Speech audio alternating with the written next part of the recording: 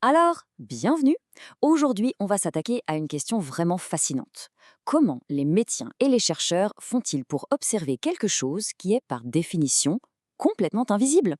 Eh bien, la réponse tient dans une technique qui a littéralement tout changé en médecine moderne, l'immunomarquage.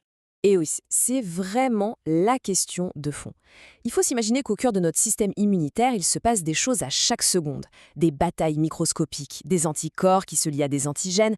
Mais comment on fait pour les voir, pour les mesurer?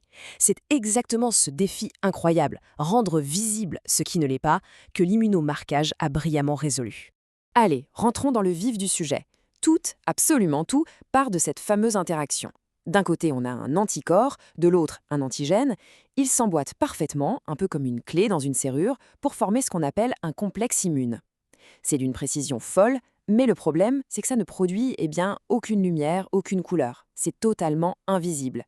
Et c'est là qu'arrive l'idée de génie. Puisque la réaction elle-même est invisible, on va lui coller un marqueur. C'est un peu comme attacher une petite balise lumineuse à l'un des deux partenaires. Et hop, dès qu'il se lie, la balise s'active et nous dit coucou, la réaction a eu lieu. C'est ça, le principe de base de l'immunomarquage. Simple, mais fallait y penser. Alors, des marqueurs, il y en a de plusieurs sortes. C'est un peu comme une boîte à outils. On peut prendre un fluorochrome, une molécule qui brille dans le noir, en gros. Ça, c'est pour l'immunofluorescence. Ou alors, on peut utiliser une enzyme. Elle, son job, c'est de déclencher une réaction qui va changer la couleur. C'est le principe des fameuses techniques ELISA. Il existe aussi d'autres méthodes qui utilisent des isotopes radioactifs ou même de la lumière chimique, mais aujourd'hui, on va se concentrer sur les deux plus grandes stars du domaine, l'immunofluorescence et l'ELISA. Allez, on commence avec la première grande technique, l'immunofluorescence. Le nom dit déjà tout, non? Immuno et fluorescence. L'idée, c'est d'utiliser ces fameuses molécules fluorescentes pour que notre cible, pour qu'elle s'allume littéralement, qu'elle se mette à briller sous l'œil du microscope. Ici, on a deux stratégies possibles. D'abord, l'approche directe. C'est simple, c'est rapide. L'anticorps marqué va direct sur sa cible. Efficace. Et puis, il y a l'approche indirecte. Là, c'est un peu plus malin.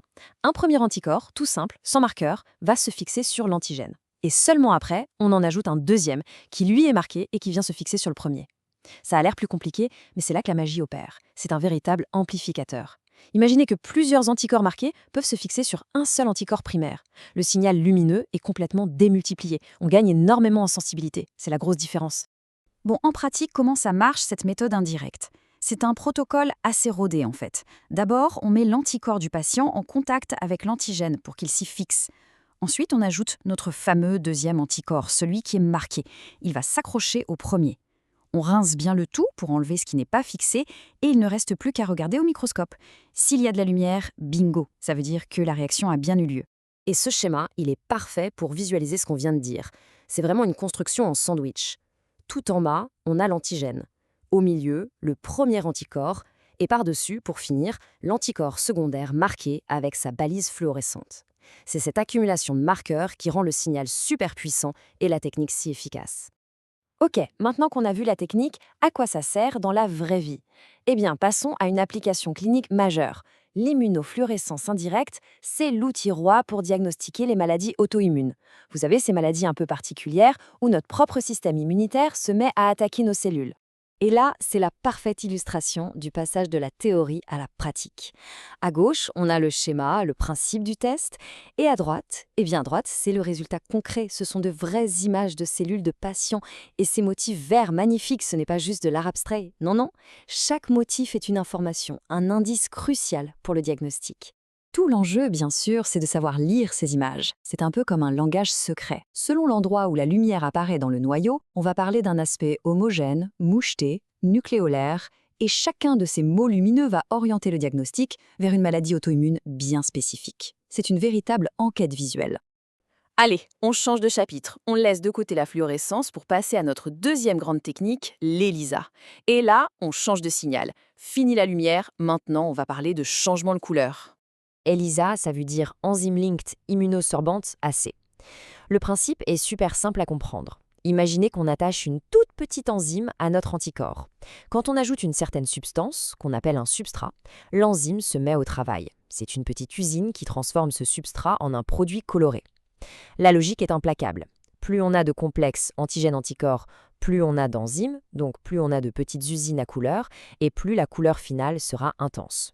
Et là aussi, comme pour l'immunofluorescence, on a plusieurs stratégies. D'un côté, l'ELISA par compétition.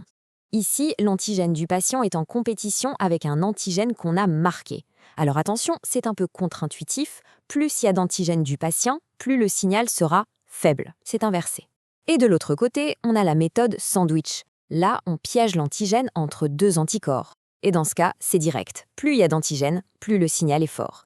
Ce schéma va nous aider à y voir plus clair sur la compétition. Les anticorps sont déjà fixés sur le support, d'accord? On verse ensuite un mélange qui contient l'antigène du patient et un antigène marqué. C'est la course à qui va s'accrocher. S'il y a beaucoup d'antigènes du patient, ce sont eux qui vont gagner et prendre presque toutes les places. Du coup, il restera très peu de place pour les antigènes marqués. Résultat, un signal tout faible, presque pas de couleur. C'est cette fameuse proportionnalité inverse. Pour la technique sandwich, la logique est beaucoup plus directe, beaucoup plus intuitive. Le premier anticorps est là pour pêcher l'antigène, il le capture. Ensuite, on ajoute le deuxième anticorps, celui qui est marqué avec l'enzyme, et il vient se fixer par-dessus. Le sandwich est complet. Et là, c'est simple, chaque sandwich qui se forme, c'est une usine à couleur en plus. Donc, plus on a d'antigène à capturer, plus on fabrique de sandwichs, et plus la couleur devient foncée. Voilà, on a vu le comment, les principes techniques. Maintenant, la question, c'est pourquoi. Quel est l'impact de tout ça dans le monde réel, en médecine? Eh bien, la réponse est simple. Ces techniques sont absolument partout. Elles sont devenues indispensables. Prenons quelques exemples. L'immunofluorescence, on l'a vu, c'est toujours la méthode en or pour le diagnostic des maladies auto-immunes. En cancérologie, ce sont souvent les tests ELISA qui permettent de suivre l'évolution des marqueurs tumoraux. Pour les allergies, on va utiliser un ELISA sandwich pour mesurer très précisément le taux d'IgE. Et bien sûr, en infectiologie, c'est le quotidien. On les utilise pour chercher directement un virus ou pour voir si le corps a fabriqué des anticorps contre lui. Et voilà, notre voyage dans le monde de l'immunomarquage s'achève. On est parti de réactions complètement invisibles et on a vu comment l'ingéniosité humaine a réussi à les rendre visibles. Désormais, face à une analyse de sang, il sera difficile de ne plus penser à tout ce balai moléculaire incroyable qui se joue en coulisses pour nous donner des diagnostics si précieux.